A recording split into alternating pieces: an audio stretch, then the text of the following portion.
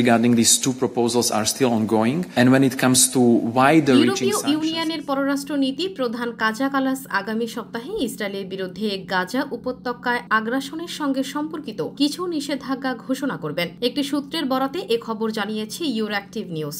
You Israel association চুক্তি সম্পূর্ণ বা আংশিক স্থগিতাদেশ এবং কর্মকর্তা, সেনা সদস্য ও নাগরিকদের বিরুদ্ধে নিষেধাজ্ঞা সহ বেশ কয়েকটি পরিস্থিতি বিবেচনাধীন রয়েছে বলেও জানা গেছে। এছাড়া সূত্রগুলো জানিয়েছে ইউ ইসরায়েলের সঙ্গে বাণিজ্য সীমাবদ্ধ করতে পারে, অস্ত্র নিষেধাজ্ঞা আরোপ করতে পারে অথবা বৈজ্ঞানিক ও প্রযুক্তিগত সহযোগিতা স্থগিত করতে পারে। ইউরোঅ্যাক্টিভ উল্লেখ করেছে ইউর সঙ্গে অ্যাসোসিয়েশন চুক্তি স্থগিত করা কেবলমাত্র জাতীয় সরকারগুলোর সর্বসম্মত সমর্থনের মাধ্যমেই সম্ভব।